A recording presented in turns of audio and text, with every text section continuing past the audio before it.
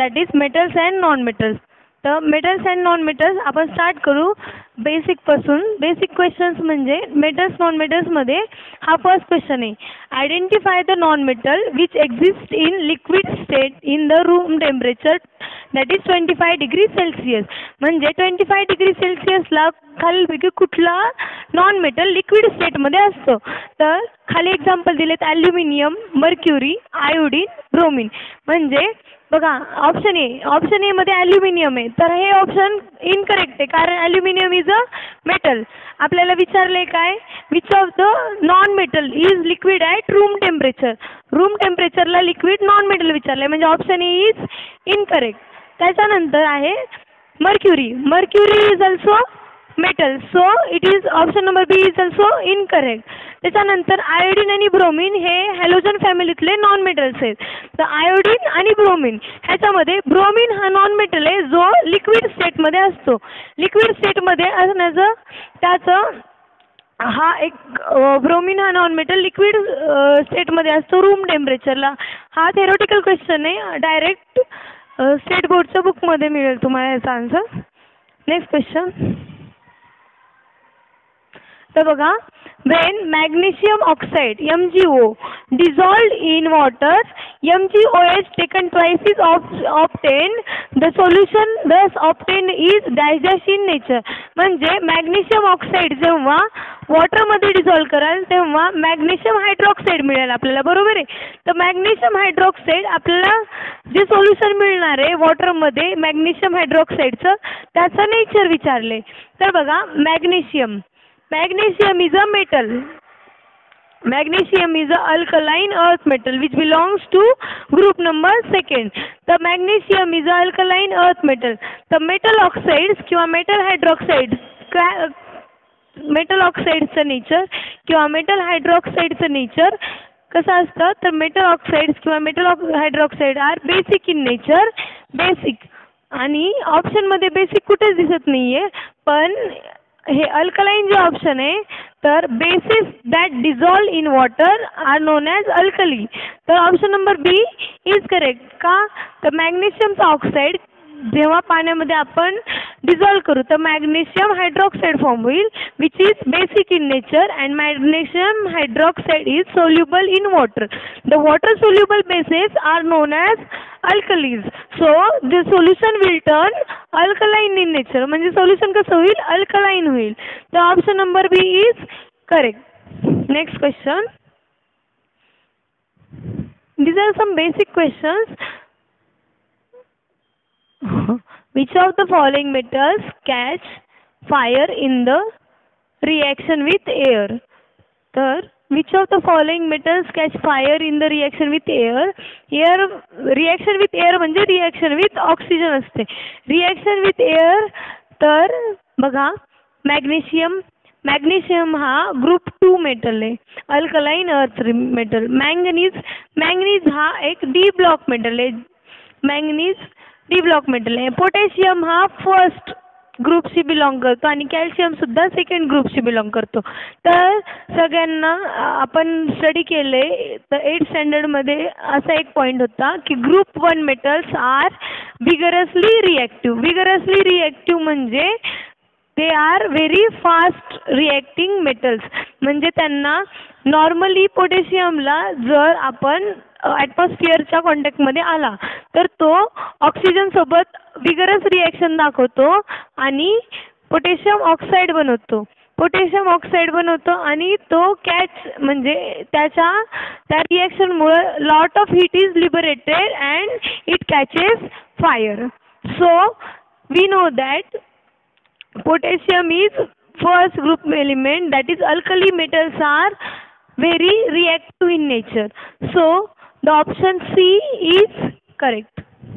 It shows the vigorous type of reaction. Next question. Which of the following can be beaten into sheets? ही एक property आहे. Metals non मेटल्सचा study करताना आपण properties different प्रॉपर्टीजचा study केला असेल. For example ductility, malleability, good conductor of heat and electricity. तर त्यामध्ये ही property जी आहे, the metals can be beaten into thin sheet. म्हणजे मेटलला जेव्हा आपण बीट करू तर ते ब्रेक होणार नाही, तर त्याची काय होईल, थिन शीट होईल. ही जी प्रॉपर्टी आहे ह्याला म्हणायचं मॅलिएबिलिटी. मॅलिएबिलिटी म्हणजे can be beaten into thin sheet. Thin sheet कशी फॉर्म होणार आहे तर बघा, ही प्रॉपर्टी जी आहे, समजा हा मेटलचा ब्लॉक आहे, तर ह्या मेटलच्या ब्लॉकला जर आपण प्रेशर दिलं म्हणजे कॉम्प्रेस केलं किंवा ह्याला बीट केलं म्हणजे आता बघा वरतून आणि खालतून आपण बीट करतोय, तर काय होईल, याचं कन्वर्जन एका थिन शीटमध्ये, शीट लाईक स्ट्रक्चरमध्ये होईल. ज्या प्रॉपर्टीला आपण काय म्हणतो, मॅलिएबिलिटी म्हणतो. Malleability is a property of metal which allows it to convert into thin sheet when they are beaten. तर ह्यापैकी इनडायरेक्टली काय विचारलंय की ह्यापैकी मेटल कुठला आहे, तर बघा oxygen is a non metal, sulphur is also non metal, phosphorus is also non metal. So zinc is our metal which belongs to transition series, transition block metal. म्हणजे डी ब्लॉकचा जो झिंक हा metal आहे, तर तो option number A is correct because other 3 are non metals. Zinc is a metal. Next question. हाँ, metals except aluminium and zinc react with oxygen to form dash dash oxide. तर metals oxygen सोबत react करून काय बनवतात, तर बघा metals when react with oxygen they form oxides. For example, metal when react with oxygen form metal oxides according to their valencies. For example, group 1 element जर असतील तर त्यांची व्हॅलेन्सी 1 आहे, तर M2O बनवतील. किंवा ग्रुप सेकंड मेटल्स जर असतील तर ऑक्सिजन सोबत रिॲक्ट करतील आणि काय फॉर्म करतील, MO.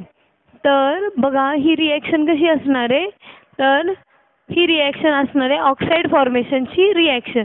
Metal plus oxygen gives M2O, metal plus oxygen gives MO. हे आहे सेकंड सिरीज, म्हणजे अल्कलाइन अर्थ मेटल ही आहे अल्कली मेटलची सिरीज.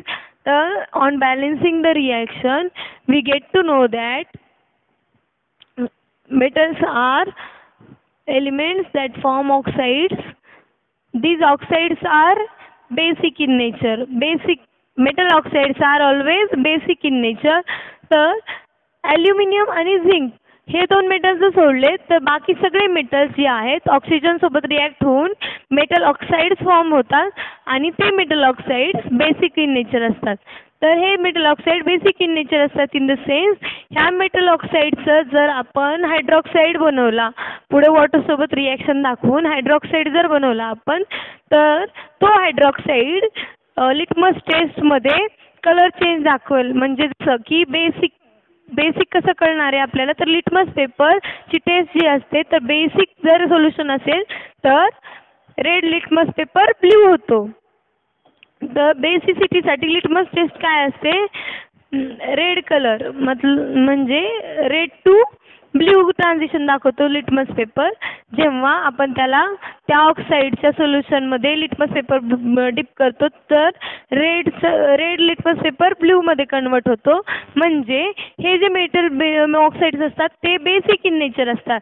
त्या मेटल ऑक्साईड जे बेसिक इन नेचर असतात ते ॲसिडसोबत रिॲक्ट करू शकतात पुढे जाऊन, तर त्यामुळे त्याला म्हणायचं metal oxides are basic in nature. तर option number D is correct. फक्त इथं काय म्हणले, एक्सेप्ट ॲल्युमिनियम आणि झिंक. तर ॲल्युमिनियम आणि झिंक हे ऑक्साईड बनवत नाहीत असं नाही आहे.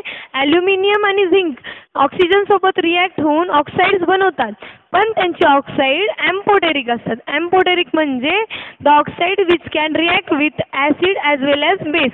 म्हणजे ते acid as well as basic in nature असतात. फॉर एक्झाम्पल, तुम्ही वेगवेगळ्या रिॲक्शन्स बघितल्या असतील. ॲल्युमिनियम ऑक्साईड Al2O3 किंवा ZNO झिंक ऑक्साईड. तर हे दोन्ही ऑक्साईड HCl सोबत पण रिॲक्ट करतात आणि NaOH सोबत पण रिॲक्ट करतात. म्हणून त्यांना काय म्हणायचं, ॲसिड सोबत पण रिॲक्ट करतात, बेस सोबत पण रिॲक्ट करतात, तर त्यांना म्हणायचं ॲम्पोटेरिक इन नेचर. तर next option number D is correct. Let's move to the next question. हाँ, next question is about the metal which is stored in kerosene. तर जसं की आपण प्रिव्हियस क्वेश्चनमध्ये बघितले की अल्कली मेटल्स म्हणजे कुठला group? Group number 1. Alkali metals when alkali metals are very reactive in nature. Alkali metals are very much reactive in nature. They vigorously react with atmospheric oxygen. म्हणजे atmosphere मध्ये जो oxygen असतो त्याच्यासोबत ते vigorous reaction दाखवतात आणि they can catch fire in the open when they are placed in the open area म्हणजे in presence of oxygen they react vigorously to form oxides and lot of heat energy is liberated and lot of vigorous reaction is seen. तर ह्या चारपैकी alkali metal कुठलं आहे? Alkali metal phosphorus is a non metal, magnesium is a alkaline earth metal not alkali metal, sodium is a alkali metal and magnesium is also alkaline earth metal. Magnesium. So option number C is correct. Sodium react vigorously, so it is stored under sodium react vigorously with oxygen in the open air. It also reacts vigorously with the water when it is kept in the contact with the water. So sodium is always stored in the kerosene. Next question. Non-metals चं nature कसं असतं? तर most of the non metals are either solid in nature or gaseous in nature. For example, oxygen gaseous in nature, sulfur solid in nature. असे भरपूर non metals आहेत जे gaseous असतात. For example बघा इनर्ट गॅस एलिमेंट जे आहेत किंवा आता आपण बघू शकतो फ्लोरीन आहे किंवा ऑक्सिजन झाला, नायट्रोजन झाला. तर हे नॉन मेटल्स जे असतात ते गॅसियस स्टेटमध्ये असतात. काही नॉन मेटल्स सॉलिड स्टेटमध्ये असतात. तर non metals are generally solid or gaseous in state. Most of the non metals like solid स्टेटमध्ये आणखीन फॉस्फरस आपण ॲड करू शकतो. फॉर एक्झाम्पल ब्रोमीन झाला किंवा bromine is a liquid non metal. आपण बघतोय bromine is only exception in the non metals which is liquid at room temperature. But इथं काय म्हणले जनरली म्हणजे जनरल ट्रेंड काय आहे? तर most of the non metals are either solid or gaseous in nature. So option number C is correct. Next question. When non-metals react with water. काय reaction होते? तर तुम्ही जसं की स्टडी केलं असेल तर हा एक ट्रिकी क्वेश्चन आहे. ट्रिकी क्वेश्चन म्हणजे आता बघा त्यांनी काय सांगितलंय, नॉन मेटल्स वॉटर सोबत रिॲक्ट केल्यानंतर काय फॉर्म होतं? तर नॉन मेटल्स वॉटर सोबत रिॲक्ट केल्यानंतर काय फॉर्म होतं? तर non metals do not react with water. So हा क्वेश्चन एक ट्रिकी क्वेश्चन आहे. तर option number D is correct. None of दिस.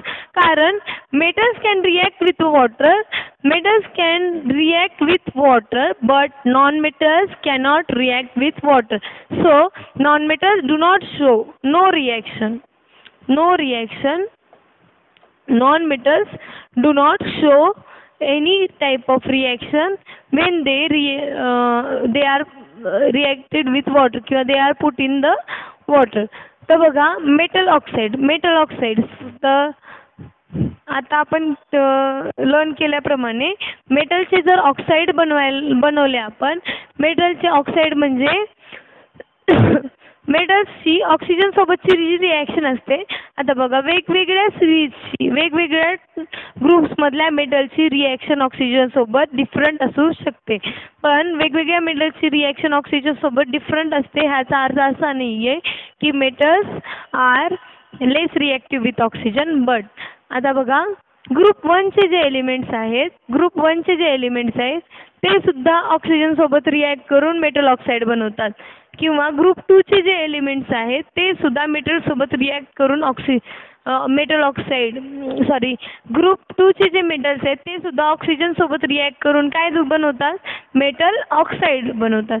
पण आता बघा आपण ट्राय करू इथं रिॲक्शन दाखवायचं. ग्रुप 1 मधले एलिमेंट कुठला आहे तर बेसिक ग्रुप 1 मध्ये mostly sodium, potassium, rubidium, caesium असे मेटल्स मिळतात. तर त्याला जर ऑक्सिजन सोबत रिॲक्शन दाखवायची असेल तर Na2O बनतो, ज्याला आपण बॅलन्सिंग केल्यानंतर अशी रिॲक्शन दिसू शकते. किंवा ग्रुप 2 मध्ये आपण मोस्ट कॉमनली वापरतो कुठला तर समजा आपण कॅल्शियम घेतलंय, त्याची ऑक्सिजन सोबत रिॲक्शन दाखवते. तर बघा ग्रुप 1 मध्ये ह्याची वॅलन्सी 1 होती म्हणून आपल्याला 2 ऑक्सिजन आणायला लागले. आता बघा कॅल्शियममध्ये कॅल्शियमची वॅलन्सी 2 आहे तर कॅल्शियम ऑक्साईड फॉर्म होईल. कॅल्शियम ऑक्साईड फॉर्म झाल्यानंतर काय होईल तर रिॲक्शन बॅलन्सिंगसाठी आपण लेफ्ट आणि राईट हँड साईडला 2 ॲड करणार आहे. त्याच्यानंतर 2च ग्रुप आहेत का मेटलचे तर थर्ड ग्रुप पण येतो जो की आपला बोरॉन किंवा ॲल्युमिनियम घेऊ आपण. ॲल्युमिनियमचा ऑक्साईड. आता बघा ॲल्युमिनियमचा ऑक्साईड Al2O3 बनतो. पण हा ऑक्साईड एम्फोटेरिक आहे. हा एक्सेप्शनल केस आहे, एम्फोटेरिक ऑक्साईड आहे. तर एम्फोटेरिक ऑक्साईड असल्यामुळं Al2O3